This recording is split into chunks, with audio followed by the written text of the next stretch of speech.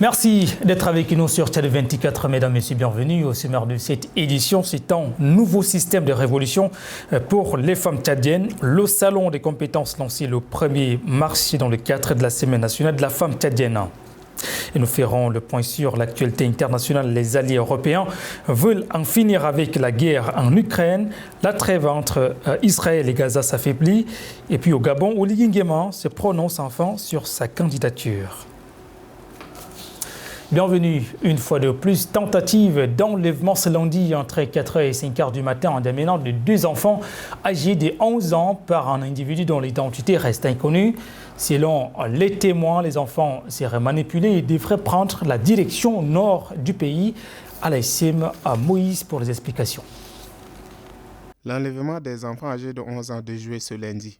Ces enfants en classe de CE1 seraient venus du village Ndaï, canton Béti, département de Kou-Est, dans le Logone oriental, sur l'invitation d'un proche de la famille qui l'aurait manipulé. Selon les témoins, la famille aurait accepté de faire travailler les enfants comme jardiniers en N'Djamena contre une somme de 30 000 francs CFA par mois sans pour autant se méfier. Ils ont été aperçus dans une agence de voyage de la place.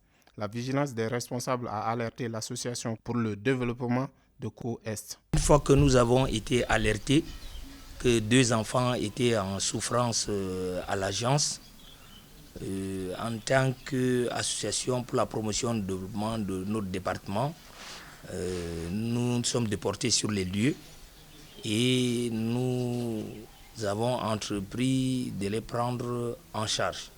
Nous avons estimé qu'il fallait tirer la sonnette d'alarme et donc nous avons alerté les organisations de droits de l'homme afin que ce qui s'est passé soit su. Les enfants récupérés sont confiés à l'Association pour la réinsertion des enfants et de la défense des droits de l'homme. Jean-Philippe Bellédé, coordinateur, déplore la situation. Aujourd'hui, le Tchad est un pays de droit. Le Tchad a donc ratifié des textes qui luttent contre ces pratiques. Ce sont des pratiques passées déjà. On ne va pas permettre aujourd'hui qu'à notre âge, en 2025, que les parents vendent encore les enfants, ou bien il y a une catégorie de Tchadiens qui viennent acheter d'autres, une race de Tchadiens pour aller les exploiter ailleurs, que ce soit dans les champs, que ce soit derrière les animaux. Ce n'est pas acceptable. Ils seront pris en charge jusqu'à leurs 18 ans. Le Salon national de la femme, nouveau système de révolution pour les femmes tchadiennes, enclenché le 1er mars pour la célébration prochaine de la journée internationale de la femme. C'est la valorisation des compétences à travers des formations et des échanges constructifs à Fantasoué. La nouvelle expérience de la Semaine nationale de la femme tchadienne trouve succès auprès de la gente féminine. Au Radisson Blu de N'Djamena, où est installé le quartier général, c'est la valorisation des compétences. Des ateliers de formation en tissage, en broderie, en fabrication des potiers ou transformation des produits locaux, divers secteurs qui innovent. L'initiation des femmes à la technologie est notre point, entretenu par ce salon pour créer des opportunités et refaire l'image de la femme. Les participantes trouvent satisfaction quant à la qualité des informations qu'elles reçoivent. On forme aussi les femmes de faire des formations à base de l'huile de drap moderne et puis à base de lait même de drap moderne et de vaches, on fait des fromages. Et on fait même des savons et du crème, tu vois, non? Tout ça là, c'est à base de l'huile de drap moderne. Nous les femmes aussi, on fait quelque chose. On n'est pas resté les mains croisées. Et avec notre connaissance aussi, on peut aussi aider nos jeunes filles et nos jeunes garçons à venir faire ce travail avec nous. Ce travail qu'on fait, c'est un travail que l'État peut nous encourager. Mais l'État ne nous encourage pas, nous les artisans. Si l'État nous encourage, il y aura moins de taux de chômage au Tchad. On fait l'appel à l'État tchadien d'un peu penser à nous les artisans et les artisans. Plusieurs artisans, presque tous sont des femmes. Ce salon de compétences féminines est un appel à une mobilisation collective pour briser les barrières qui freinent encore l'épanouissement des talents féminins. Le personnel féminin du ministère des Transports, de l'Aviation civile et de la Météorologie nationale a consacré la matinée du lundi 3 mars à la salubrité, une expression d'appartenance ou de considération à la chose publique. Le point avec Félix Taïwangangi. C'est une démarche tirée de la Semaine nationale de la femme tchadienne qui a débuté samedi dernier. Ce lundi, le personnel féminin du ministère des Transports, de l'Aviation civile et de la Météorologie nationale et celui de l'Office national de la sécurité routière, une branche du dit ministère, ont manifesté leur engagement en donnant un coup de balai pour la préservation d'un environnement sain. C'est un peu le devoir de la femme, dit la directrice générale de l'Office national des chemins de fer, Zara Mohamed Hissen. Cette activité de salubrité a été proposée par les femmes dans le cadre de la Sénafed et cela, c'est pour un peu démontrer une touche féminine à l'activité que nous sommes en train de mener. C'est aussi pour affirmer que nous sommes avant tout des femmes, mères, sœurs, pour ne pas nous défaire de notre rôle de femmes, bien sûr, qui s'occupent de la maison aussi et qui participent valablement dans le cadre professionnel. Un geste apprécié à sa juste valeur par le secrétaire général du ministère, Diwoulnen Laurent, qui a exprimé sa reconnaissance aux femmes. Et ces femmes ont démontré qu'elles sont véritablement les femmes tchadiennes s'occupant de la salubrité, de l'hygiène dans leur foyer. Et c'est cela qu'elles ont extériorisé, qu'elles ont ramené au niveau de leur lieu de travail, leur cadre de vie. Nous les voyons à l'œuvre tout le temps, même s'il y a des femmes de ménage qui travaillent, elles mettent la main à la pâte. Le plus souvent on le voit et aujourd'hui elles se sont organisées pour le faire. Je ne peux que m'en réjouir et les encourager à continuer. Et elles ne le font pas à n'importe quelle occasion, à l'occasion de la Semaine nationale de la femme. Si l'autonomisation de la femme reste un sujet chanté toutes les années, les femmes en tout cas font de la propriété leur devoir, même en pleine Sénafed. Une nouvelle gamme de monnaie dans la sous-région CEMAC. Les dirigeants de la Banque des États de l'Afrique centrale ont annoncé la semaine dernière la sortie des nouvelles pièces pour résoudre la pénurie de monnaie. Bonne nouvelle ou mauvaise nouvelle, en N'Djamena, la capitale tchadienne. C'est un reportage de Mamate Praïma. Dès avril 2025, les pays de la communauté économique et monétaire de l'Afrique centrale, à savoir le Cameroun, le Congo, le Gabon, la Guinée équatoriale, la République centrafricaine et le Tchad, verront la mise en circulation de la nouvelle gamme de pièces de monnaie. Bientôt, les pièces de 200 francs, 1 franc, 10 francs et autres seront disponibles sur le marché, ce qui devrait faciliter les transactions quotidiennes selon le gouverneur de la Banque des États de l'Afrique centrale, Yvonne Sana Bangui, lors de sa visite au Tchad la semaine dernière. Bonne ou mauvaise nouvelle, dans la capitale N'Djamena, l'idée enchante pas tout le monde. Ce que je crains d'autant plus, lorsque les jetons sortent comme ça, on a tendance de ne pas utiliser. Il fut un temps, était sorti, les 1 franc, les 10 francs étaient sortis, mais on n'a pas utilisé. Et puis, arrivé à un moment, là, c'est parti comme ça.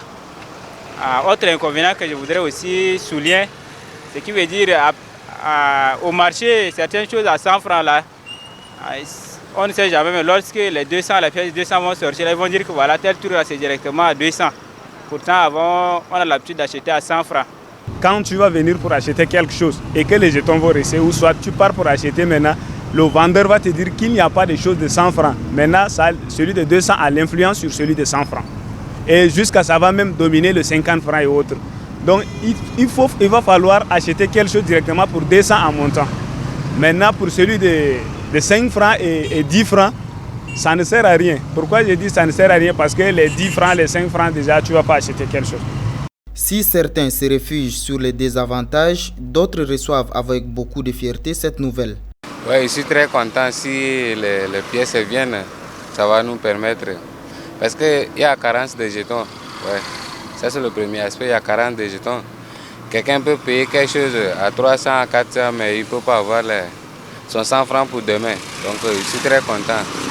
Cette nouvelle gamme de pièces de monnaie fait partie d'une réforme monétaire plus large visant à moderniser et renforcer l'intégration économique régionale afin d'éviter toute confusion ou perturbation dans l'économie. Les anciennes pièces resteront valables.